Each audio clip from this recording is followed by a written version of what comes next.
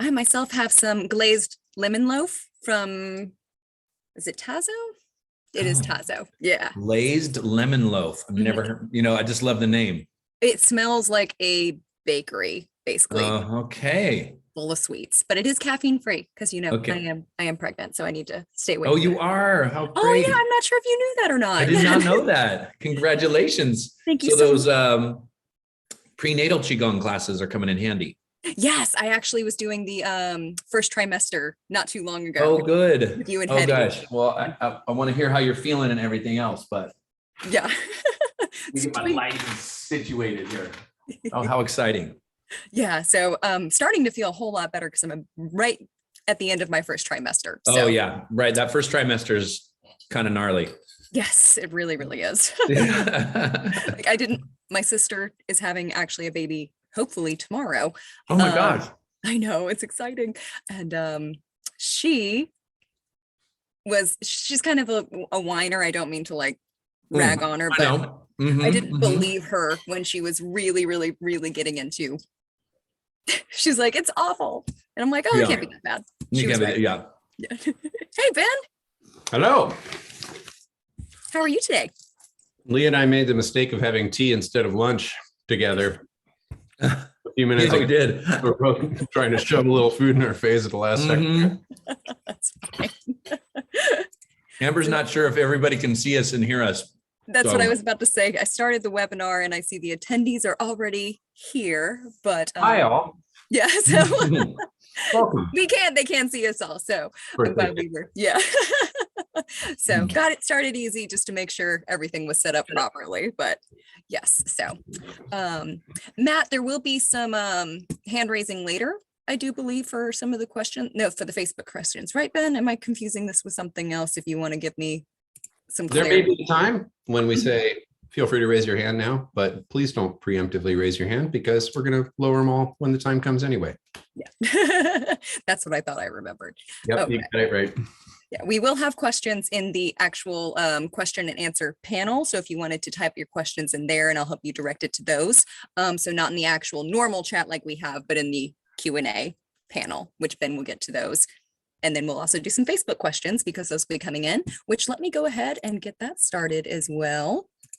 Because I wanted to make sure everything was good on this end. And then Shari, well, so I think Sean should be letting us know if everything is going to be okay. All Come right. to that. So it is setting it up, done, redirecting. And it says meeting is being live streamed. So I think we are good. Just get some confirmation from Shari, which looks like she's getting that right now, live on Facebook. Live on Facebook. Hi, Facebook. Welcome, Facebook. Glad you're all here. Mr. Holden is here as well, although it's a little hard to tell sometimes because his internet is playing games with us, but there he is. Cool. Turns out it wasn't his internet. He actually got up and moved something around. I'm getting my tea together. Lee's getting his tea together. I got some boiling water here, and I got Mr. Holden here, so I guess we're doing a tea with Lee today. Whew, was touch and go there for a second. Isn't that right, Mr. Holden? It was almost tea with Amber. It was getting to be. That'd still be a fun time, I think. Yeah. Probably would. Yes, indeed. Cool. Welcome, everyone. Happy Tuesday, I think it is. It's so hard to tell sometimes. They're all very similar with one another. And we're going to get started here in just a moment. We're going to give people just a little more time to trickle in before we give the usual rundown on how things are going to go around here. So we're going to do that soon enough. And meanwhile, please get yourself settled and pop on into the chat if you haven't already and say where you're tuning in from. That would be much appreciated.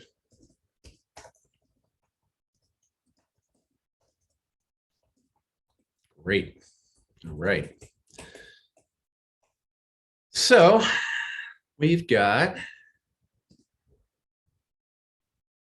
people from all over the place. We got Hola from Costa Rica. Hola. Hello from Melbourne, Australia. Hello. We've got St. Louis and Palo Alto and New South Wales, Australia, and Germany, Toronto, Canada, Salt Lake City, Utah, Orangeville, Canada. Boy, all sorts. This is pretty fascinating, actually. St. Louis, I know what that place is. I've even been there once. New York City, been there too. Chicago, wow, you guys are just like, you're hitting me on. Well, I've never been to Kamloops, BC, Canada. Have you ever been to Kamloops, BC, Canada? I don't think I have. I've spent some time in Vancouver and a few other places, but not sure if I've been there. I wonder if that is on one of my favorite places in the world, Victoria. BC is on Vancouver Island, and that whole island. I've been there. That was a fantastic place. It's the energetics of that place are just blissful somehow. Wyoming, Arizona, Massachusetts, Durham, North Carolina, more Massachusetts, Charlottesville, Virginia. All right. Got family down that way in Orange and Culpeper. Cape Cod, Arizona, Santa Cruz. Hey, I know where that is too. Hey, Nancy Abrams. Awesome. Well, we're going to get started here. So this is what we're doing. We're doing tea with Lee. So Lee and I are going to be drinking some tea. Then we are going to do Q&A for much of this time together. If you have questions and you're in the Zoom webinar, we're doing it webinar style. So if you have questions, please feel free to put them in the Q&A button. Look for the Q&A button. We're not going to be taking questions in the chat because it's just too hard to keep up, because also over on Facebook, if you're watching on Facebook Live, hello, you're welcome to join us on Zoom. The team will pin a comment with the Zoom link. But if you want to stay on Facebook, that's fine. And in Facebook, you can ask questions by putting them in the comment feed. And one of our team members will bring those over here from Facebook at a later time in our session together. So questions will be answered. Prior to that, we're going to take a few minutes just to kind of get present. We're going to talk about what kind of tea we're drinking. We're going to get things going. I'm going to get this tea poured and rinsed and all that good stuff. And Lee's going to finish eating whatever he's eating. And, you saw that, huh? See, yeah. Everybody, Ben and I got together earlier today, and we did. And we did tea. We were supposed to have lunch, but we instead we had tea. And we forgot. We all completely forgot about lunch. So yep. So we both were like, "Wow, I'm really hungry, and we're about to drink more tea." You know, gotta find some calories here. So here we are. But very excited to be back together with all of you. Tea with Lee is certainly one of those times when a lot of folks are able to get their questions answered. Usually not everybody, because there's usually way more than we can get to. But go ahead and get them in the Q&A, and we'll field them when the time comes. In the meantime,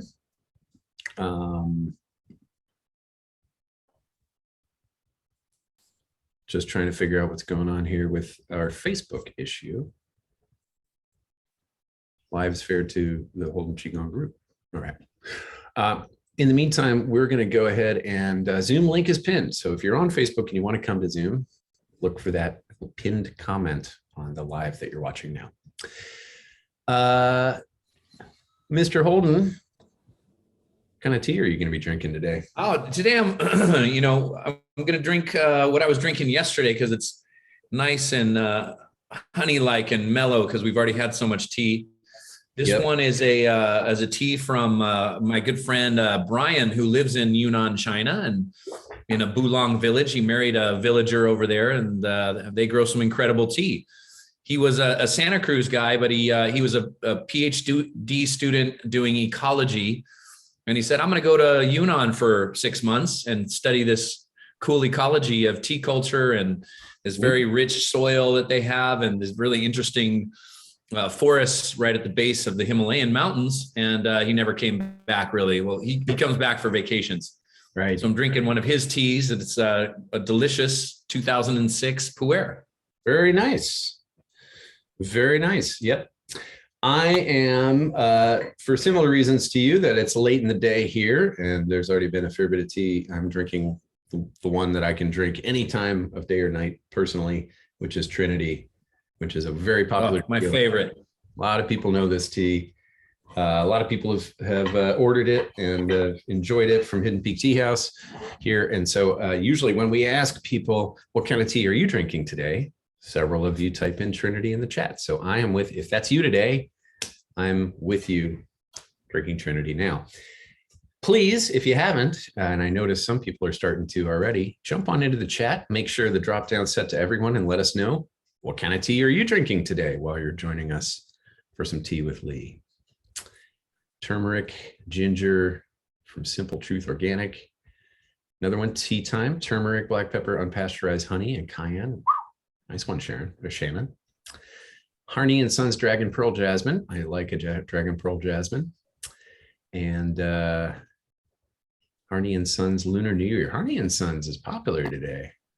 Some chai, you got somebody saying ginger, some mint, bedtime tea, yogi slim tea. Ooh, iron guan yin. Beautiful. I just got an aged tea guan yin that I haven't tried yet. That I think will be very interesting. White Eagle Long Life, says Jeff. Wow. That is hopefully works, and you'll be drinking it for a long time to come. That's their business model, is to make it so you live longer. That way you can drink more tea over your lifetime. I like it. Yeah. I like this cacao cinnamon pu'er. I haven't tried that yet. Me neither. Could be pretty good. Yeah. I recently discovered that my favorite kombucha company is now doing a thing that's like basically a mushroom pu'er maple syrup root beer. And it's really good. Wow. All right. Well, folks, thanks for sharing your tea and what you're up to. I'm glad that you're all here. Mr. Holden, I don't know about you. My tea is just about ready. Yep. I'm good right here. All right. Well, then why don't you do as we often do and go ahead and lead us into a... Okay. Well, I'm going to first bring on a special guest who loves to come onto our tea session. And will you tell me, is this hot? Can you say hot? It's one of her favorite words. Hot. Come on, everybody's watching. She's going to stare at Ben. It's come to tea with Lee and Daddy today. You're going to go take a nap? Tea with Lee and... Take care of your own baby? Okay. Mwah. Hi, Harper. Harper. He said bye. Good night. Thanks, guys, for saying hi to Harper. We always love saying hi to Harper, don't we? Oh, I know. She is a very gregarious, happy, fun little being. Perfect. Well, let's cheers to those qualities. Yes, indeed. And it is our first tea session together in 2022. So why don't we bring our tea to our heart center like we like to do, and just create a little spiraling energy right here in your heart center. And as we're connecting to the heart, I want you to just close your eyes, take a few soft, slow, deep breaths, and just bring your attention to the energy that you want to create this year. Just take a few soft, slow, deep breaths and just stir in some positive experiences, some deep connections, some mystical experiences, some powerful energy into this year that we get to celebrate together. Let's have that be our intention as we start our session. And take a sip and a cheers to that. Nice to have Cheers. Tea with you all. Indeed. I love tea. Mm-hmm. Really, Excellent. yeah. Thank you for that. Yeah, it's such an interesting year. Some people are calling it 2022. Right. Hey, we know what we're doing now, Yeah, it's just if we had to do 2020 all over again, we would, we have a better idea. And often my answer is, hey, more Qigong. Yeah, absolutely. Just those last 2 years it was just picking up right where we left off at the beginning of 20. Yeah. Very good. Well, folks, cheers to more Qigong, says Carlos. I'll drink to that too. Let's do it. and it is the year of the tiger. So there's going to be a lot more powerful energy. Good year for transformation. It's a water tiger, so there's some flowiness to that power. So let's cultivate it in the right way. It's a water tiger? Yeah, water tiger year. Very cool. When is New Year? It's soon, right? Oh yeah, it's coming up February 1st. February 1st. Excellent. Mm-hmm. Very cool. Very exciting. Well, so we're going to go ahead and start doing some Q&A. Perfect.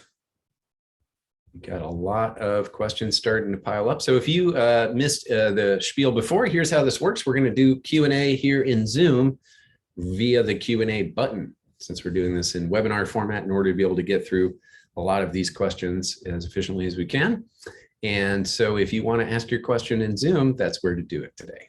And if you are in Facebook and you're watching us live, you're welcome to put questions in comments there. We have somebody over there who will be bringing those over later. But in the meantime, here in Zoom, we're going to get started with those. So let's have a look. Have you, wow, there's a lot of questions here already. It's great. You want me to answer one, Ben, or you want to queue one up for me?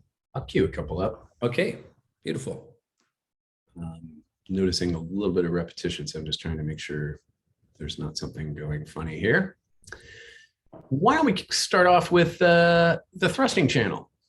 Okay. Mentioned the thrusting. This is Morris saying, you mentioned the thrusting channel in a class recently. Can you tell us a little about the thrusting channel? Hey, starting off with the Chinese medicine question, geeking out on the energy vessels, which is great. You know, in Chinese, thrusting channel, Chong Mai means channel, Chong means thrusting, and it's in the very center of the body. So in this particular meridian, it might be related more to the Indian Ayurvedic system of where the chakras would be. And so you have this channel on the back, you have a channel on the front, and you have one in the middle. And the middle channel is called the thrusting channel. These extraordinary channels is what they're called. There's 8 of them, 8 extraordinary channels, and the thrusting channel is one. They say they'll hold and house more, let's call it spiritual energy, and also source energy that's more related and more, in essence, connected to source. It hasn't been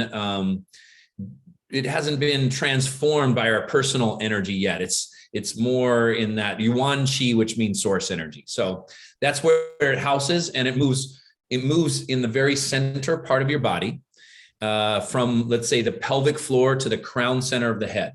Mm-hmm. And the channel is often related to our direct access and direct connection. So when we want more guidance and more connection to the universe and more spiritual awakening and divine wisdom, this channel often is a key conductor of that kind of energy.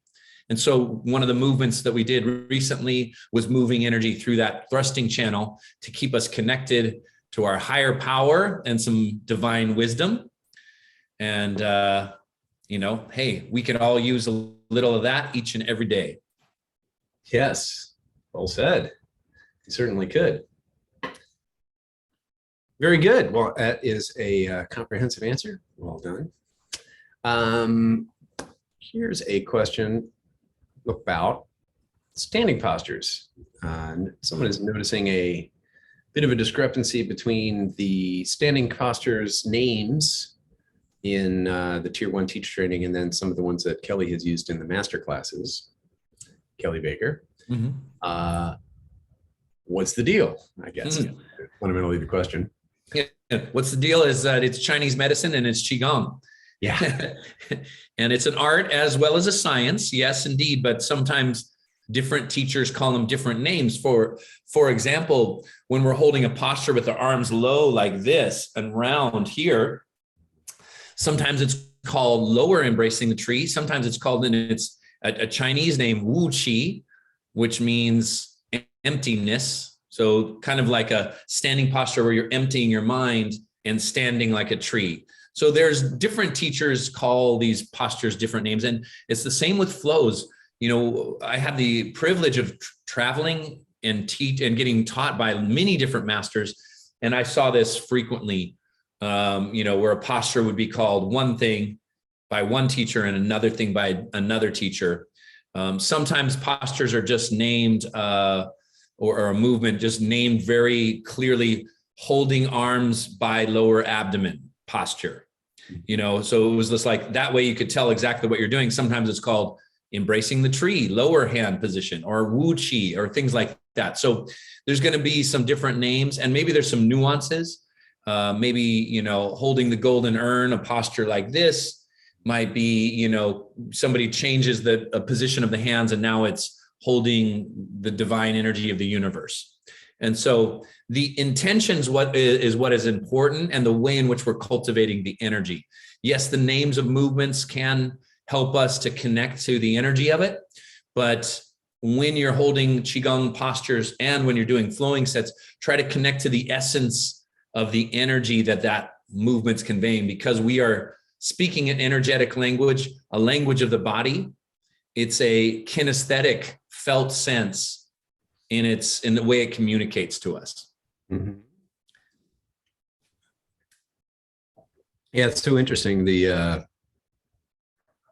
discovery of all these postures and movements and so forth has just sort of always seemed fascinating to me. It's like how to come upon them, and it's just developing that sensitivity and more until you're capable of letting the energy do what it's spontaneously doing. And then you got to come up with names for it, or you got to and then others, it seems like there was a conscious attempt to emulate animals, or emulate things that animals are doing, because we see the difference in how they manage their energy versus humans with all their thinking and so forth. Right.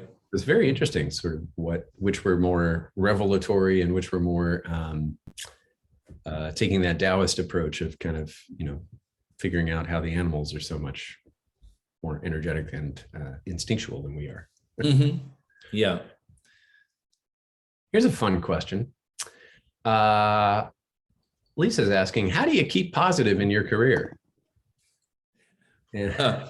You teach Qigong and make that a career. Right?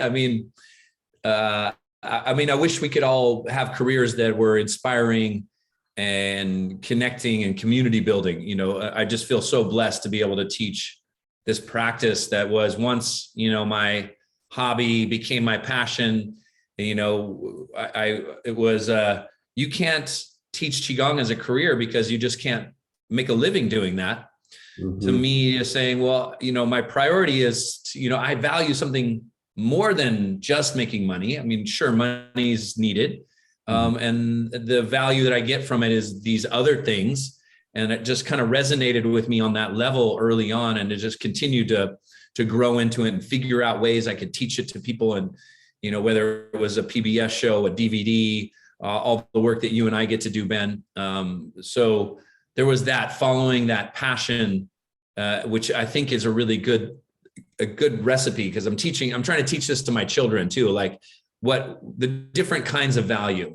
There's money as one value, there's the joy as another value, there's connection and relationships as another value. And so look at your values and see the many kinds of value and abundance that life has to offer. It's a tricky game to figure out what that is.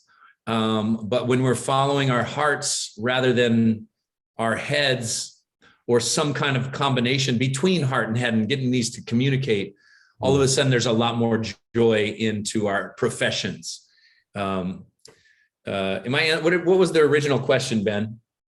Just how do you stay positive in your How do you career? stay positive? Okay, right. And then there's obviously it's a little bit less than highly informative as to what particular cause one might have for not feeling positive in this case, this particular career. But I think it's still a valid, we can definitely still make sense of some things that have worked for us. Well, then there's the how do I stay positive in really challenging circumstances, whether it's career or life circumstances. That is the challenge. Even in careers that you love, there's always challenges. And how do I stay positive through those particular challenges. And, running a business and, having a family and everything else, there can be a lot of challenges in life, of course. And, it's easier. We're always, like I often talk about, how we're hardwired to look for the negative and try to find the things that we don't like.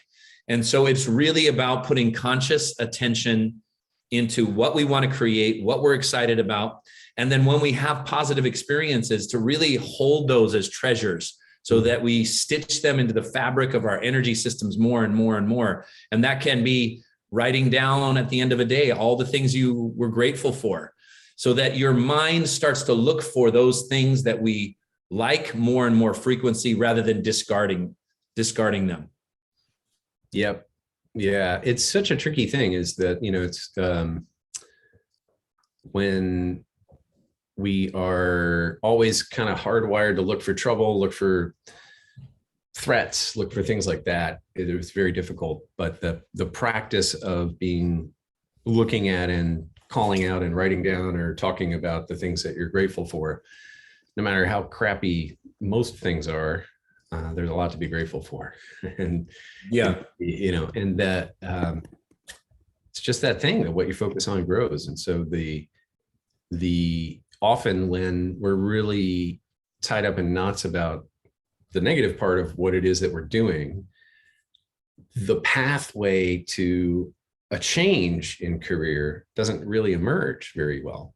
The other part of it is, doing these practices like Qigong and becoming more intuitive, but also doing things like the gratitude practice and noticing what does bring you joy, even in the midst of perhaps not necessarily a high joy to stress ratio, is the thing that cultivates the openness to seeing what the next step might be for actually moving out of that career someday, if that was the trajectory you ended up on. And so it's unfortunate when people try to force that process and short circuit it and end up in another career situation or another big move with this a lot of upheaval, and maybe go back to school for years or whatever. And then they end up there and they're like, this is actually worse. That happened to people I know. And it's because they didn't, they were running from something as opposed to opening up to clarity on what they wanted to move toward and create. And so I think that's a big distinction. Yeah. Hard to make in the moment when you're unhappy where you are and you want to get out. Such a simple question and a very nuanced set of answers, huh? Yeah, you're right. This is the shortest we could teach a workshop on that. Actually, there's a second shortest question in the entire Q&A. The shortest question is Daphne's question. Is tea technically only an infusion of tea leaves? I think you know the answer to this one, but if you would like, I'd be happy to field it, as I do. Yeah, go for it. Yeah, so Daphne and anybody else who's interested, the tea plant is an actual species of plant called Camellia sinensis. And that there's a lot of varieties of that tea plant, of that species. Black tea, green tea, oolong tea, pu'er tea. What we typically would call technically tea is either leaves or buds from those particular plants, Camellia sinensis. Anything else that you put in the form of leaves or what have you that you put into hot water is not technically tea, but people refer to it as tea casually because you brew it the same way. The formal words for those would be either an herbal infusion or a tisane. So if you ever see that word tisane, that means tea that's not made from Camellia sinensis. So herbal teas, things like that. But really, when it comes right down to it, all this fanciness with the tea culture and all the stuff that Lee and I like to do with our tiny little teapots and teacups and things like that, it's all totally unnecessary. All you need is hot water and something to stick the leaves in that isn't going to break when you pour the hot water in, and you can make tea. Mission accomplished. So it's good to keep it simple. Well, I forgot to share my teapot today, but this one has a nice little fish. I went to an antique, doing some Christmas shopping. Went to an antique Chinese furniture dealer, and she bought a tea collection from somebody and all these teapots from the 1950s. And this one is very artistic and quite a well-known artist had designed this teapot, and it's a beautiful piece of art to drink tea out of. So That is a there you nice, have it. super cool. Yeah, I saw that earlier. I thought Art Deco. That's what came to my mind. Yeah, it kind of does feel that way. Yeah. It's got that neat quality. Here's an anonymous attendee asking, back to Qi, could you speak to the difference between the three treasures and the triple warmer? They seem to be energetically linked to the same areas of the body, but is there a difference other than that the triple warmer has meridians in the body? Mm-hmm. And that's in the question, you had some good insight to the answer. Triple warmers called the invisible organ, and the three treasures are called the three dantians, the reservoirs. So a meridian, I like to think of more like the river, and these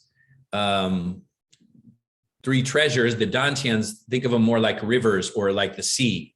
So there's a lot more storage of energy in the dantians, in the three treasures, and there's a lot more flow and circulation in the meridians.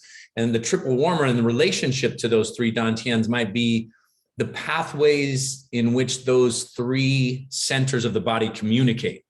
So the triple warmer is going to establish the communication between head, heart, and belly. And it might even be seen as the connection, like the feedback loops of our endocrine system. And so as a hormone increases, it might tell other hormones in other places to increase or decrease depending. So it's this feedback loop communication that the triple warmer has a lot more influence on, the communication between those three centers, the pathways between them. Very cool. There you have it, anonymous attendee. It's a great answer. Curious minds want to know. I know. And I always like those questions, or the answers and the questions. Kim is asking, what is that figure behind Ben? It looks kind of like a primitive Mr. Potato Head. Could be from your childhood, huh? Yeah. Well, I think Mr. Potato Head's been canceled, but you know who hasn't been canceled yet is Ganesha. So this is a Ganesha playing tablas. Oh, that's cool. Because I'm a musician. This was, oh wait, I'm spotlighting Lee. Hold on. It's not going to work if you can't see me. There we go. Ganesha playing tablas, everybody. Check it out. This was a gift long ago. And I love him. So it's nice to have him around. He keeps me company in my office. But yeah, from a distance, it kind of looks like a primitive Mr. Potato Head. That's true. And Ben is a fantastic drummer. So Thanks.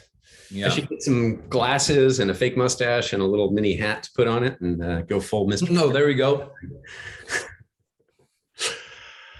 Is there a benefit to doing Qigong in the morning versus the evening? There is. And there's also a benefit to doing Qigong in the evening rather than the morning. So, yeah, morning, you know, when you do Qigong in the morning, it's kind of like the beginning part of the day. The energy of the sun is rising. And so you can catch the wave of the energy as you do in your practice to tonify and strengthen. The end of the day is another really particular time where the sun is setting. The yang qi is turning to yin qi. And so when you want to cultivate more deeper relaxation and maybe meditation, you can catch that wave. So it's like two different kinds of energies that are rising and falling. So at the sunrise, the yin is falling, the yang is rising. And sunset, the yang is falling and the yin is rising. So in the evening, it's a time to cultivate relaxation, yin energy, more inner peace. And the yang morning time is a time to catch the yang energy and tonification kind of practices and abundance of energy. And so it's nice to have, those are two really nice times to practice. One for more energy, the other for less stress. Mm-hmm. You know, so evening practice can be a practice of clearing the day's stress and capturing the yin relaxation. And the morning practice, you just had hopefully a nice night of sleep and you filled up with this yin energy. And now you can transform that yin into yang for excitement and productivity and getting things done during the day. You know, later in the evening, there's a whole other time, because let's say midnight is the most yang, the most yin, and there's some other types of practices to do as you capture energy moving in our nature and around us. And that all said, the best time to do Qigong is the time that you have to do it. So don't let any other time influence you. You want to move and circulate your own energy. So if your time to do Qigong because of your life is 10 a.m., then do it at 10 a.m. If it's 3 p.m., do it at 3 p.m. because there's always energy available and there's always energy inside of you. And so don't let the timing necessarily give you an excuse not to do your Qigong. Mm-hmm. Very well said. It's just building up that awareness of what is appropriate for the times, which I think feeds nicely into Carol's question, which is when I do Qigong, I find I get insomnia. It's like I'm buzzing all night, even if I do it in the morning. Oh, Any suggestions on how I can calm this down? well, Carol, you got a lot of energy, which is great. It's just not great to not sleep because your energy is buzzing. So more pulling, more downward pulling movements, more pulling down the heavens. So at the end of your practice, I might even suggest 10 minutes of pulling down the heavens. Maybe it's 5 minutes of pulling down the heavens and 5 minutes of centering. Do more of this. And then sometime in the evening to right before bed, do healing sounds and do more triple warmer, which is pulling down the heavens, and a H-E-E-E. So I would definitely lean into that healing sounds practice, which is so good for sleep. And maybe I might suggest you doing the Qigong for better sleep workshop that we did some time ago in our previous workshop section on our website. Yep. Yeah, that is helpful. Those movements, the pulling down the heavens that you're doing with the healing sounds there, with the palms facing down as opposed to toward the body, really can help when you're doing healing sounds at night. So that's just a little nuance there that might be different from how we do it during the day class. Good one. Good luck, Carol. While we're on the topic of sleep, Matt is saying that I have lots of worry and fear, which interrupts sleep and damages the stomach and spleen. He's tried all kinds of Qigong, healing sounds, N sound. Stuff helps some up, but sometimes the mind is so powerful. Also bothered by toxic relationships that impart the same worry and fear. What is the source and what do I do? Obviously, what do you do? I mean, these are life challenges, and you stay consistent with your practice because worry and fear are habitual, and it takes some effort and energy day in, day out to transform that energy into something else. Worry, fear is an energy, so energy can be changed and transformed. It does take work. They are often habituated in our reactions and responses to life. So it does take some consistent practice, but you will get over it when you put your time and energy in, especially if you have really good techniques to manage that. And Qigong is one of those really good techniques. Absolutely. So we can break it down a little bit more. I would say for Matt to check out the Qigong for emotional balance workshop. Qigong for emotional balance, or maybe the Qigong for anxiety workshop is very good. And then, the relational energy is also really important. So I think some good counseling, good therapy mixed in together with this Eastern practices of energy work and meditation. And it might just be, hey, worry and fear come up each and every day. Each and every day I do a practice to help to transform it. Because it's just energy, you can transform it back into purified energy. So there's a lot of work to do. And Matt, you're speaking to, I think a lot of people have emotional energy that they don't know what to do with. And I think emotional mastery is something that we all could use a little bit more work, especially when there's extra life stress, whether it's personal, whether it's global, like a pandemic. And it just takes consistent work, which is Qi Gong. Gong is work. Yeah. And you're going to work with whatever Qi life is presenting to you and stay with it and just keep leaning into your practice, breathe through it, flow through it. Healing sounds is really great as well. So I would keep working on those. And then for the relational, the toxic relational energy, find somebody that really can help you to deal with the relationship so that you're feeling more met, your needs, more connected. And relational relationships are a Qigong practice in and of themselves. Maybe that you and your partner can do Qigong together, which can be really helpful. So there's a work you can do on yourself. There's the work you can do together, and then seek some outside professional help that can really help those spots, those blind spots that are really challenging to both of you. Yeah, that's really the thing. I mean, it's so much of it is external, so much of it is internal, so much of it then is, like you said, the blind spot's perfect way to say it. And that's where professional help that's one-on-one can really help in a way that we never could from here. We can give you all these great tools, but how do you know which tool you particularly need in the particular moment? Yeah. And so sometimes it's the blind spots that you don't know what you don't know about yourself and can't necessarily see your own patterns as well as somebody else might be able to. So very important if you're having a lot of those intense emotions to get help. These tools are the best tools I've found, and also help understanding yourself can help you use the tools much better. Help in a personal way, one-on-one way. Speaking of toxic, Vanya's asking, I was so happy for finding Qigong recently, but what has stopped me from practicing is learning that I shouldn't be practiced in a toxic place. And I think this is where I am.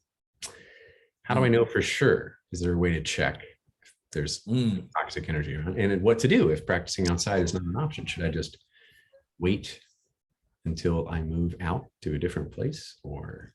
Right. It depends on what kind of, if they're talking about toxicity, like you're by an environmental plant and it's blowing off fumes, or, there's mold in your house, or there's, this, that, and the other thing. That's one thing, that sometimes it's hard to do. You can't always just pick up and move necessarily.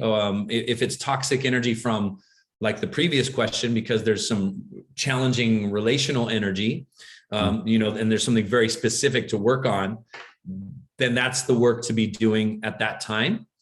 It's interesting because when you travel through Asia and China, especially, I was doing Qigong in these, it's like you walk outside and it's so polluted. But everybody's doing their Qigong movements. And, the thing is, what's most toxic is not moving or circulating your energy.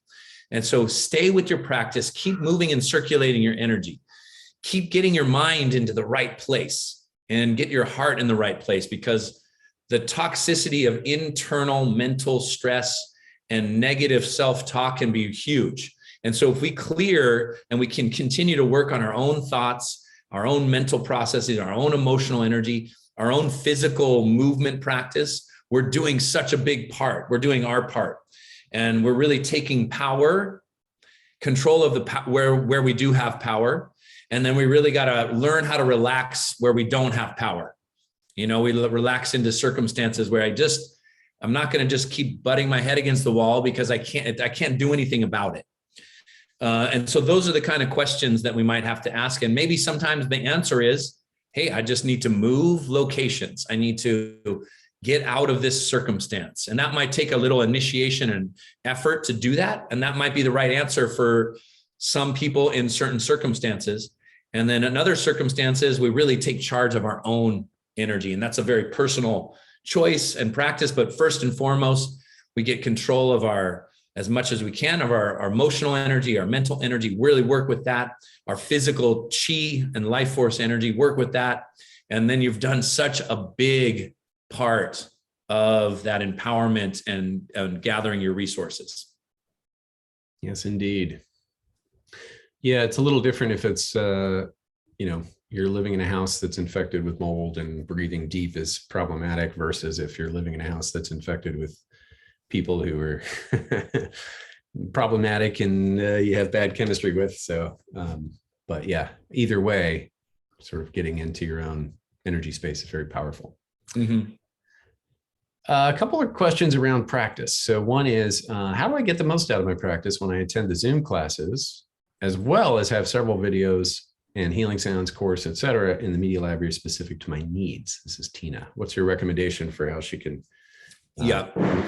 So this is a great question because it's about finding your rhythm. Mhm. It's creating variety. Often, you'll hear Ben and I talk about the variety in your practice, the cross training of your energy, the cultivation of different movements, the Qi Gong can be very nutritious to your energy system. And like food, you want to get a variety. And so I would say finding some rhythm where you're doing some subscription classes and then sprinkling in some of the other programs. So maybe, it's subscription every other day, and maybe it's every other day a new program that you have, a program or a workshop that you're focusing on, and you just mix them together that way. Or it could be, hey, I really have low back pain, so I'm going to do my subscription once or twice this week, but I'm going to really focus on that low back routine 4 or 5 times a week. And that is, those can be more personal questions, but when you're really working on something, you might lean into that particular kind of practice a little bit more. When you're feeling pretty good or that problem eases up, then you really cycle through different routines to make the most of it. Yes, indeed. It's so personal, right? So if you, in many cases, the things in the media library, our healing series in particular, is really about getting you to that baseline of radiant health where you feel good and you're sort of, they're a little more prescriptive in nature. Qigong for headaches. Well, if you don't have headaches, you can do it and it's beautiful and it feels amazing. And I like that one because of where it's filmed and so it's nice to do, even though I don't really get headaches. I still do it occasionally. But I'm at a point where I'm not really working on a particular issue at the moment. If I throw my back out or something like that, and I am working on low back routine, then that's going to take front seat in addition to my subscription variety of nutrition that Lee is able to kind of dish up day in and day out, and the community side of it as well, which really helps maintain a practice. So you fold in something you're working on. Well, if you get to the point of a certain baseline of health where occasionally something comes along and I need my upper back and neck again because I threw something off or something comes along. But for the most part, I'm now able to start exploring the things that I'm interested in leveling up with, the iron shirt, the Buddha palm, the things like that, because I'm not needing to spend a bunch of time on healing series items just to get to baseline of feeling good. I mean, we're all going to always have stuff that we need to work on come and go in life. But the folding together, the subscription is just such a powerful baseline of day-to-day, week in, week out, variety, nutrition, as Lee said, that folding the rest of the stuff around it is a really good strategy for anybody trying to kind of take it as far as they can. Nicely said, Ben. Nicely said. One more question on the practice front, and then we're going to do rapid fire conditions. A lot of conditions, and so we're just going to do rapid fire Qigong prescriptions after this. The other practice question is eluding me. Where'd it go? There it is. Jeff is a martial artist and has done some Qigong practice over the years, has started doing teacher training with us. Welcome, Jeff. Glad to have you. Question has to do with visualizations during standing postures, standing meditation. Last week, visualized being a flame, like on a candle, with energy coming out of all my pores. Could feel the heat across most of my body, but not on my back. Wondering if visualizations are good to do during standing meditation, and if so, do you have any particular visualizations you recommend? That's great result too that he's getting. And yes, there's lots of different visualizations, and one that might really help him would be the roots to the ground. So imagining that your feet melt into the ground like you're standing in wet sand, and then your energy sinks deeper into the earth, and then you have these energetic roots that go down into the earth. And that kind of keeps that yin energy cool. And then you could further extend that, like your spine, like the trunk of the tree, and then your pores of your skin, like the branches, and soaking up the energy and the light. Those are great practices. We have that standing power, postures of power. And I do a lot of more meditations, standing meditations with different kinds in that particular course. Yep. Postures of powers. Exactly. Hey, little one. Go. Some questions she just really wants to field and answer. Yeah. Yeah. Okay. You want to be? Let's hang out here. Hi. Yeah. She just really wants to be part of the tea with Lee. Fair enough. Well, yeah, it might be someday it might be tea with Harper. So might be. Yeah, probably not having her drink tea yet, but I'm sure it's not too long. All right. Rapid fire lightning round. You ready? Okay. Here we go. Rita, 38-year-old son with ankylosing spondylitis. I don't know what that is. Okay. Moving right along. Do Qi-Gong. All right. Yeah. Sure, that's helpful. What about if she said I have kidney yin deficiency? I would know because I'm a Chinese medicine doctor, but I'm not a Western medicine specialist. But if she explains it, we can maybe if she explains it further, we can find it. Inflammatory disease that over time can cause some of the bones in the spine to fuse. Oh, inflammation of the spine and joints. Yes. Yep. And then can result in a hunch posture with fused spine. And if the ribs are affected, it can be difficult to breathe. Yeah. I would say the Qigong for healthy joints would be a great course program. With the joints, you're going to want to work on the kidney energy. So there's probably some kidney Qi stagnation, kidney yin deficiency. So healthy joints, 5-element energy flow to nourish the yin and especially the kidney yin. Great. So those two. And now that we're getting into recommendations, I know that Amber's been putting some links in the chat, but if we answer your question and he makes a recommendation, look in the chat for links.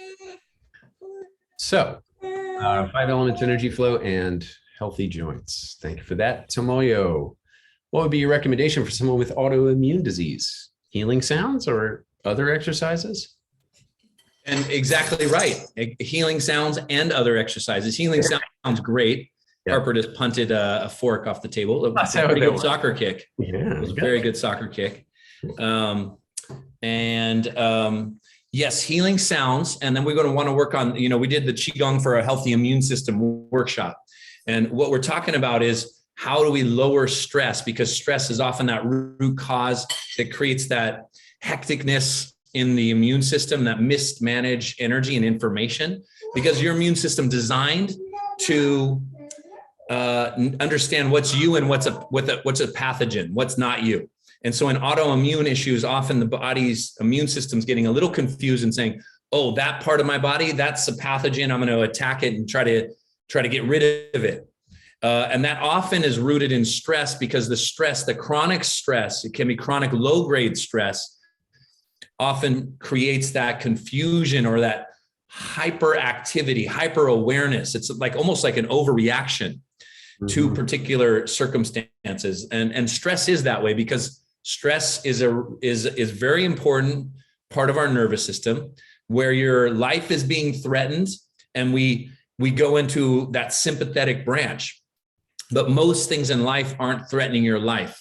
And so when we're sitting in traffic, when we're thinking about a meeting, we're thinking about our finances or retirement, and we get all stressed out, your body's reacting as if your life is being threatened, which is an overreaction. So autoimmune often is an overreaction as well, and it often comes from that stress. So lower stress, do your healing sounds, stay consistent with your Qigong practice, be aware of where in your life there's excess stress and try to manage it in more improved ways. Yep. Yeah, we're starting to understand the role of certain cells in the neural structures in that. And so they're called glial cells, and autoimmune, and we're starting to understand now, triggered by a change in how they function. They, instead of doing the work of actually regulating your immune system, they stop doing that because of stress-induced impairment of the functioning of glial cells, which is pretty amazing, because now we've got a Western style explanation for a thing that, people in our Qi culture have understood for a long time. Right. Very cool. Any suggestions for intermittent high heart rate and AFib? Okay, yes. So heart is the fire element. So again, now we're going to really want to lower emotional stress, relationship stress, and improve sleep, because the heart really gets nourished by sleeping well. We say the heart is the ruler of sleep, and it gets really out of balance when we're not sleeping well. We're not getting consistent, good rest. And part of it is the energetics. The heart is the fire. Sleep is yin. Heart is yang. And so if we don't get that yin relaxation, the fire gets overly active because the water controls fire. So if there's a balance between water and fire, that establishes our health and that healthy rhythm. Just like your heart beats a rhythm, so is waking up and going to sleep. And so if we don't get that yin in sleep, the heart often gets agitated. And then I would say do our healthy heart Qigong routine, our healthy heart program, our healthy heart workshop. Yep. She's got a couple of those, but the sleep thing, I have a feeling might actually be part of the trigger there for Mary, but we'll find out.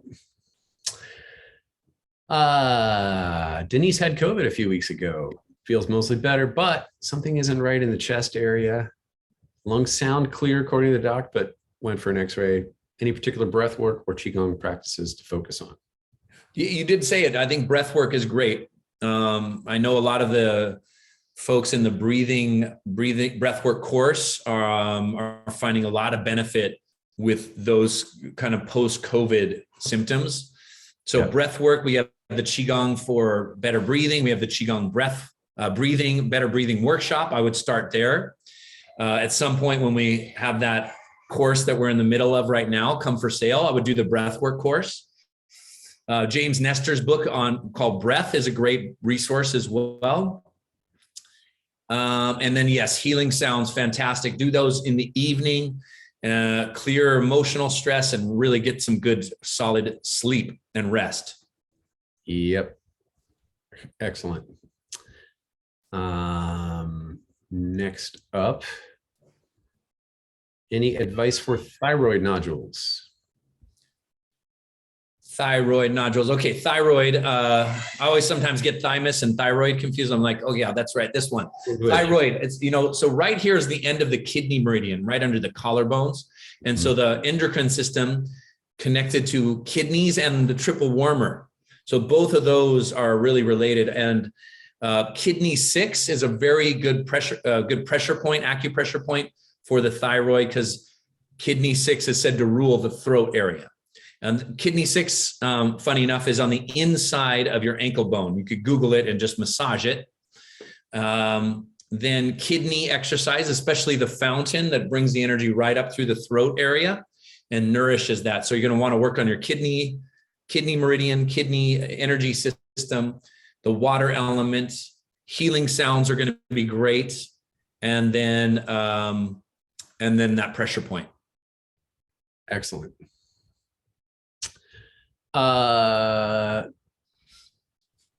Couple more quick ones on the rapid fire conditions. What would you recommend are there pressure points or Qigong movements to do to reduce addiction?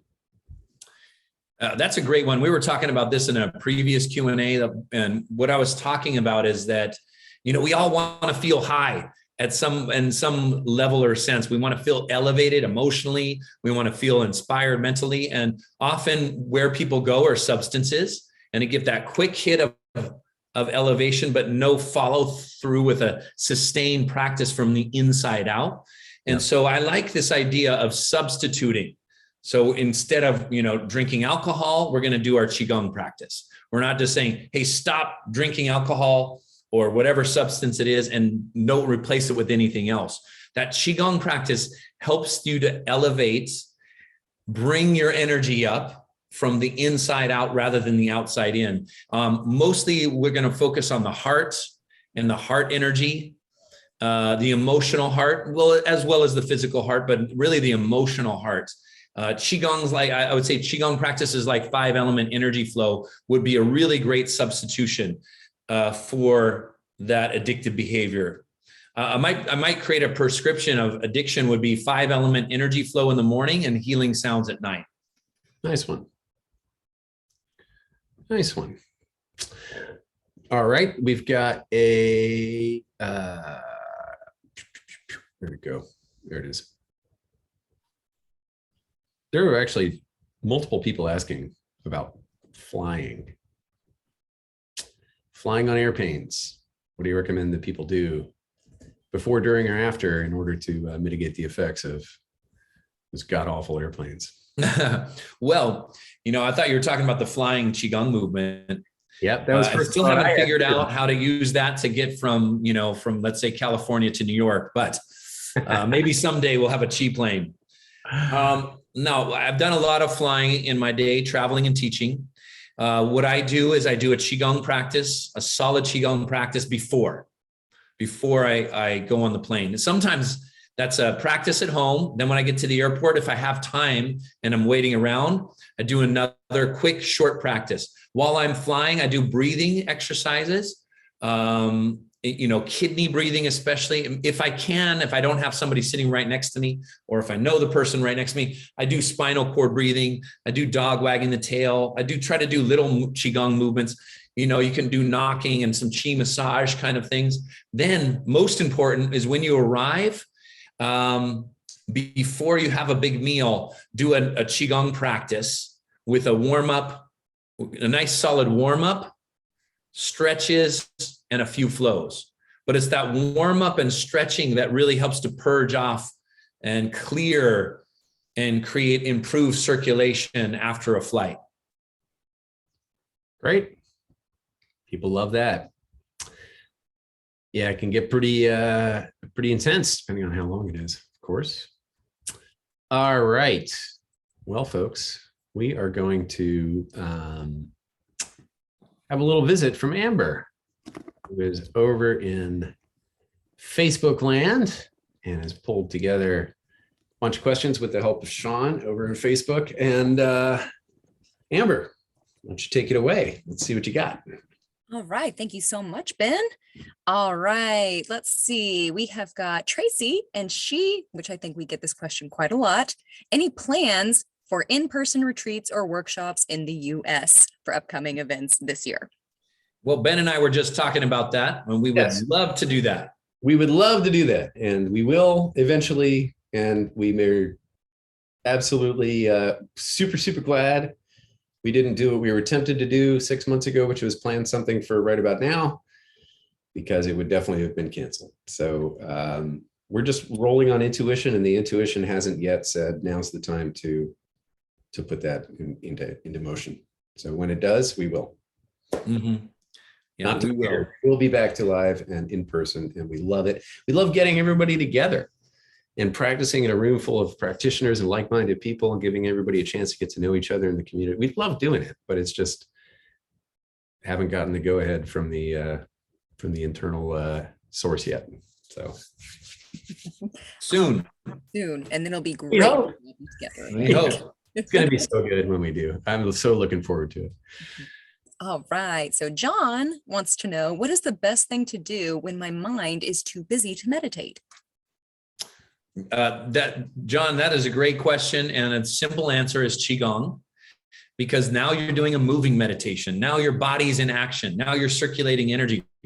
Now, all of a sudden you are meditating. You didn't try to meditate.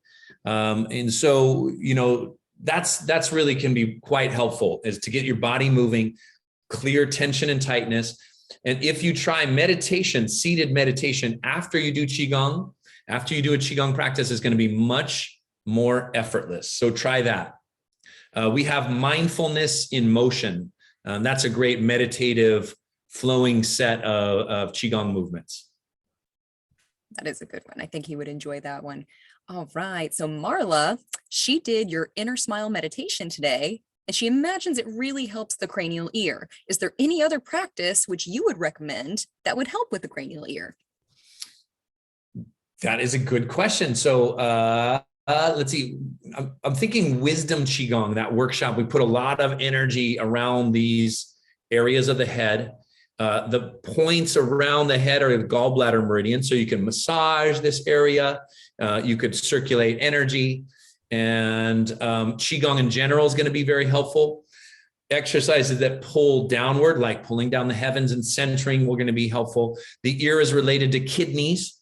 And so if it's truly the ear itself, then kidney exercises are going to be helpful. Wisdom Qigong is always good Qigong. Let's see here. Christina, any recommendations for initial stages of Parkinson's? Slow flowing movements seem to really help Parkinson's. I might recommend the 5-element energy flow. Exercises that help pull energy up through the spine are also really helpful, like microcosmic orbit. Might recommend that workshop, the microcosmic orbit workshop. Awesome. And I will put that in the chat momentarily, so they will have access to that one as well. And I have been putting the 5-element flow in the chat for anybody. I know it might take a little while to scroll up, but I'll put that in there again as well. So let's trying to get it all. Amber's so talented. She can ask a question and put something into the chat simultaneously. Yeah, I'll do what I can to help. Thank you. All right. Debbie would like to know, can you share any information on saliva gland stones? Saliva, is the Jing Qi, and gland stones is a stagnation of energy. So I'm going to say microcosmic orbit, because moving energy down this front channel. You keep the tip of the tongue on the roof of the mouth. Exercises like waterfall are going to pull the energy down this front channel. That's going to be really helpful for that. I got that. Oh, Ben just got it in there too. It's a race. All right. So let's see here. And Dorota, I hope I am saying that correctly. Any recommendations for endometriosis? Endometriosis, yes. Ovarian breathing seems to be a great Qigong practice. And that is a female Qigong practice where practitioners do a combination of different things. One is a breast massage, circulating energy, because the breast tissue transforms the energy of the ovaries. For example, when a woman's breastfeeding, often they don't have their menstrual cycle because of all this transformation. So female Taoist practitioners and Qigong practitioners often would use a combination of breast massage and microcosmic orbit to balance any issues with the menstrual cycle. So a combination of those two practices. You can look at the Taoist Sexual Secrets workshop. Books by Mantak Chia are really good in describing that ovarian breathing practice. Mantak Chia, the cultivation, Taoist Secrets of Love, I think is the title, Cultivating Female Sexual Energy. That's right. Awesome. And I will get that link in there momentarily as well, which I have it pulled up. Nushin would like to know, what is the first thing you do in the presence of a strong trigger? Okay, the first thing to do in the presence of a strong trigger is be aware of it. So it sounds like even in that question, inherent in that question, there's some awareness that I'm triggered. Now what am I going to do? So that awareness of I'm triggered and I'm feeling this. Now located in your body. I feel tightness in my chest. I feel my neck and shoulders. Now change something physiologically. Change your breathing. Get up and move. Do one Qigong movement, one that is really beneficial in the presence of a triggered state. An agitated nervous system is shaking. Take 2 or 3 minutes, do some shaking. Take 2 or 3 minutes and do one flow. Pull down the heavens. Then maybe you just have a little personal break until you feel your nervous system come back to center. Sometimes it takes usually a trigger from the time you feel triggered through a stress response and a nervous system agitation is only about 15 to 20 minutes. And in that 15 to 20 minutes, you could do Qigong, you could take a walk, you could drink tea. But here's what not to do. Don't have important conversations. Don't try to figure it out in those moments where you're triggered. And if you notice the person that triggered you, or you're both triggered, or there's an agitated conversation, both people take that 15 to 20 minute break with the intention, hey, when we come back together to discuss this, let's do it from a calmer kinder space. I think that's really good. I think a lot of people just on a daily basis could use that good kind of advice. Yeah, that is very good Qi living suggestions. Wholeheartedly agree. All right. So Carolyn, advice for osteopenia. Well, we do have a great program, the Qigong for healthy bones. Qigong for bones that's perfect because we have bone breathing. We have that nice combination of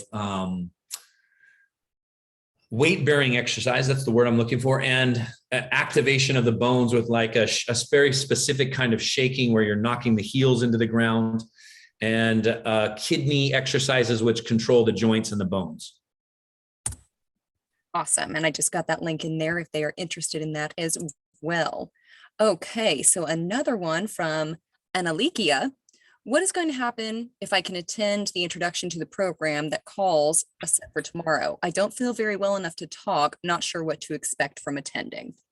Attending, so what was the kind of workshop? I guess the class introduction to the program. I'm sorry, this was worded a little bit. If I can't attend the introduction to the program. She didn't say which program it was. I think this one got on a little before I could edit it, so I do apologize for this. Oh, no worries. I'm trying to decipher a little bit so I can give her a good answer. What to do? She's a little nervous about going onto whatever program it is, whether it's our program or somebody else's. She's not feeling very well and not even enough to talk, so she's not sure what to expect from attending. So she could be talking. I see. Yeah. Okay, I would say healing sounds great, because if you're not feeling well, they help to clear out that unwellness, which often is called pathogenic Qi, get you back to your own energy. If it's not that you're sick, I would say, yes, healing sounds still work really well, but then follow up with some nice relaxing flows. Centering is a really good one to kind of bring yourself back to presence, back to your own energy, so that you can bring the energy that you want into a particular circumstance. And I just got from Jenny that it was for the new student orientation. So I think that's what she was talking about. So thank you. Okay, good. I think that's some, a little bit of pulling down the heavens, a little centering is a good way to just kind of like bring yourself into it and just go for it. Just go for it. That's always good. That is. So I think we did answer a couple of these questions earlier in this session, but Kim would like to know if there's any practices for clearing COVID grief and climate grief. Yeah, that's a big one. That is really good. I mean, grief, we're really working on our lung energy. COVID is a lung, first and foremost, pathogen. So breathing practices, lung healing sounds can be really helpful. The Z lung healing sound, the Z sound in this position, Z, and just imagine that energy, the clearing. That's especially good for the lung organs themselves. Let's say COVID, post-COVID. The grief that we feel, lung healing sounds, the S sound, a little bit softer, can help that. And then doing breath work practice can be helpful. And doing some mind work where we're reframing it and knowing that, yes, there's a higher intelligence moving through the world and nature and us. And we want to participate with that. We want to participate with that higher intelligence for the benefit of everybody. But know that when you're feeling the grief of like environmental issues, it brings us face to face with our powerlessness in a certain respect. So start to think about, what could I do to just make a difference? Can I contribute to an environmental group that's doing something? Can I participate? Can I volunteer? Can I take some action? Can I send out some positive energy? Those are all helpful things to kind of rework your mind into that space. Another great answer. So I think we only have 2 more left from the Facebook questions. And I think one was very similar, but always good to highlight on it again. Which classes from Elk or Elkie, once again, hope I am saying that correctly, which classes do you recommend most for sleep? Well, I recommend the workshop Qigong for better sleep. That one we really get to dive into it quite deeply. Otherwise, you could do healing sounds. Healing sounds always work well for sleep, putting them all together. And then we get even deeper into that sleep practice in the workshop, Qigong for better sleep. It's a good one. And the healing sounds really are good just for an all around health. Yeah, really. Absolutely. That's always good to know. Thank you, Ben, so much for helping me out with putting those links in there. I greatly appreciate it. All right. And the last one is from Debbie. Does Qigong work the fascia? What type of moves might be best? Qigong works the fascia. Yes. In fact, they're thinking that meridian lines are in the fascia layers. And so Qigong in general is going to work energy through the fascia. That's great. But the liver and the wood element rules the connective tissue, tendons, ligament, and fascia. So do more liver exercises, liver flows, liver healing sounds. Perfect. And we just got one more in from Denise. She lives on top of a hill and she finds walking up and down very difficult. Is it better to do some mouth breathing and longer breaths, or should she stick with nose breathing and try to make those breaths longer? She's doing the breathwork workshop right now. Oh, she's doing the breathwork. What was the first part of your question? When she's going up and down a hill, is it better to do some mouth breathing with longer breaths, or should she stick to the nose breathing and try to make those longer? If you can, try challenging yourself with nose breathing. That might be that you slow down your pace a little bit. Yes, you're going to take stronger breaths through the nose because you're doing some physical activity. So whatever your body's calling for, if you can just breathe through the nose, whether it's strong, whether it's slow, depending, try to stick with the breathing through the nose if you can. As soon as you get too cardiovascularly challenged, then go to mouth breathing. Always super good advice for anybody who starts getting their heart pumping. Yes. All right. And I do believe that was everything from Facebook. Yes, it was. So thank you so much, Sean and Jenny, for helping with all of those. Awesome. Thanks for bringing them, Amber. It's much appreciated. Very good, folks. Well, that's a lot of answers. We've been in rapid fire mode here, and but we're not done yet. Now we're going to take a moment just to have a couple of folks come up in person. And I've just hit the button that lowers everybody's hands. So if you had raised your hand, I had to lower it because sometimes in the past we've had people raise their hand at the beginning and then they weren't there when we tried to bring them up. So if you would like to ask a question in person and come up on camera and give us permission to post it on our YouTube channel and all the stuff that goes along with actually being visible and audible here, you're welcome to. And you do that here in Zoom by hitting that raise hand button. And if you would like to do that, you'd like to come and ask a question live and in person, we'll be able to take just a couple, but we will have time for a couple. So please feel free to raise your hand now. And if you did have it raised before, I did lower it. So you're going to have to raise it again. And we have from faraway New Zealand, get to kick things off with Sharon,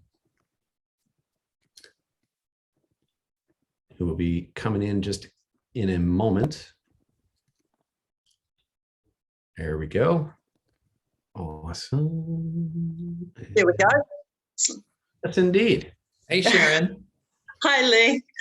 My question is a little bit similar to some that was asked today, but I wanted to know about people that struggle with having a vision for the future. You know, I work in mental health, and talking about where your energy goes, you know, things get bigger. And I work with people with health conditions like Parkinson's, and they're just saying to me, I can't imagine a future. And I've been reading a bit of Joe Dispenza too, who was talking about, you know, we become so familiar with the past. We've got to focus on creating a future, but they cannot even see a little bit of future. So what would be helpful? Is that the liver? But here's what's really helpful. I think it's just, you got to meet people where they're at, and we can all get to the moment. So getting to the present moment and getting a deep immersive experience in the present moment will help to nullify that, because usually when they're putting their mind into the future, it's a negative one. it's tricky because they can also say, well, in this moment, I feel pain. And so then it's moving their mind in the moment to something other than the pain. And that might be, do you notice, the tree outside? Can you put your attention on that? Can we light a candle? And can just focus on the brightness of the candle? Can you put your attention on tomorrow? Is there anything exciting about tomorrow? What would you really like? What would make tomorrow or the later part of today, more special, better? And let's put some energy and thought into that, and then add more detail to it. So if you can get them to think about one little thing and then add more detail, all of a sudden their mind isn't on the pain, the problem, the heartbreak of what they're imagining tomorrow and the mini tomorrows to be like. So it does take some work. It's hard work, especially when somebody's having, a lot of challenges in their bodies in the moment with the disease. So it just takes continuous work in that space of coming back to the moment, regrouping, finding something that they can put their attention on. And it might not be positive, but it might be neutral. And that's a good solid ground to then take some baby steps into positivity. So neutralize with present moment awareness, maybe with breathing practices, maybe a few movements, and then, short time frames. Hey, tomorrow, what are you looking forward to? Anything else? What could make tomorrow a better thing, a better day? So simple. Okay. I'm finding the same with COVID. A lot of people saying, well, will I have a future? Yeah. And the future is a great unknown, but the present moment is what we do know. And so in our present moments, we can take some power. Yeah. And do we work on the liver more for vision, like inner vision? Yeah, that would be good. Work on the liver some more, for sure. Yeah. Thanks. Yeah, you're welcome. Very good. Getting a nice sunset out here, guys. Look at that. Nice golden energy. Beautiful colors. Yeah. I woke up today and sunrise was the brightest magenta I've seen it yet. It was amazing. Yeah, this time of year is really great. It is. All right. Shannon, and I've been asking you a couple of questions. Clarify for us if you would, Shannon, meanwhile. And Sandra has got a question and is here. Get the video and unmute. Boom. There you go. Good job. Hi, Ben. Hi, Lee. Hi, Sandra.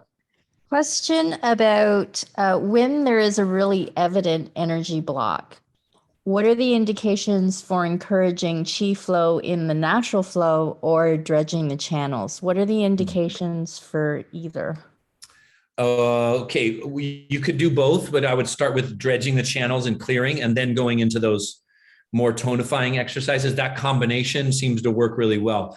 We often are doing that sort of practice in class. Now, if it's a really strong, let's say, block of energy and it's manifesting in a particular kind of ailment, you might want to stay with more purging exercises. So purging Qigong exercises, more healing sounds, and less tonification exercises. That is often one way. So you do that for a couple of weeks. As you clear more and more, you have more space to then do more flows and tonifying exercises. So it's always purge first, tonify second. Then how much to do that would be the question and the nuance of a person or an ailment or a particular illness. Okay, perfect. Thank you. Thanks, Sandra. Helps if I unmute myself. Thank you, Sandra. Very good.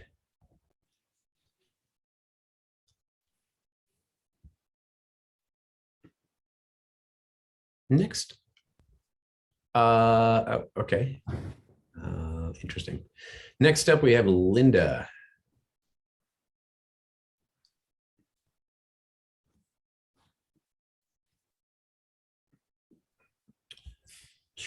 Hit all the magic buttons here and get Linda's video and audio fired up. One more. Got to get that unmute. There it is. Oh, we got you. Marty and my jammies. Hi, everybody. Hi, Ben. Hi, Linda. Hi. Haven't talked to you, but this is our first time. Oh, nice to meet you here. To meet you too. Your mom and dad were very instrumental in getting my dad to come down and live with us. That was when they were covering for you when you were out with COVID, and my dad had COVID, so he ended up coming down and living with us. So thanks to mom and dad for my dad to be down here. Oh, wonderful. We're dealing with a thyroid cancer, and my husband had surgery in November.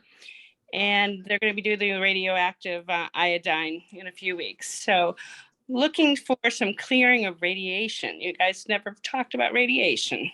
That is a good question. And there are really great Qigong routines around the cancer topic. And there's many nuances, and we haven't done any programs around it because it is so nuanced and in depth, but it is a great question. So for radiation, quite simply, healing sounds is really what they lean into, and quite a bit of healing sounds. So instead of just a maintenance mode of healing sounds of 3 each, I would get into more than 9 of each sound. And then if it's, say, the lungs that they're working on, then I would do even more of the lung sounds. Mm-hmm. Okay, so it's going to be a little bit more purging in the style. Like Saunders' question previously, these kinds of circumstances, we want to do much more purging than tonifying. So healing sounds are a great just first step. Things like clearing, like I do a lot of clearing kinds of exercise in the beginning parts of my subscription. Those kinds of exercises are really good. But if you wanted something simple, healing sounds and meditation using the mind to like visualize the cancer leaving, all kinds of visualizations of seeing themselves cancer-free and living life really strong and healthy, putting moving mind energy into what we want to create. Mm-hmm. Yeah. Okay, very good. Thank you very much. Oh, my pleasure. And I was the one who sent the Qi back a year ago, and the little turtles for your daughter. Oh, thank you so much. That was you. Oh, wonderful. She loves it, and she appreciated it. Well, you got to see her today then. Yes, I did. So thank you so much, Linda. Yeah. God bless. You too. God bless. Yeah. Bye-bye. Very good. Well, folks, it's just about that time. We're almost at the end of our time. And we're going to take just a couple minutes. Lee, I'm hoping that you can take a couple of minutes and give us a great send-off. Wonderful, guys. Yeah, well, you can see the light is setting, the sun is setting, so it's perfect time for a closing practice. We started off with some visioning work. We got to answer our questions. Answering questions is like is it clarifying. And so when we clarify our Qi, it has stronger direction. And so let's just bring our cup back to our heart center. Let's put our minds into the areas that we want to create. And let's bring in more sunset Qigong kind of energy. I always talk about Qigong as the sunset of exercise because it's the perfect harmony of movement and meditation, of exercise and relaxation. So here's to creating more moments of high level energy each and every day in 2022. Cheers, everybody. I'm going to show you the sunset because I have a Harper right there in the window. Checking it out. Hey.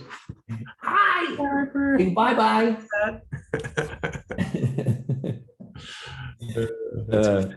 Too cute, right? Indeed. All right, guys. Thanks again. Thanks, Ben. Thanks, Amber. Thanks, everybody. Thank you, Lee. Goodbye, all. Thank you so much for joining us today. If you didn't make it all, replay will be up on YouTube before long. So be welcome to look for that. And we'll see you on the next class, next Tea with Lee, next something. Thanks again. Bye, all.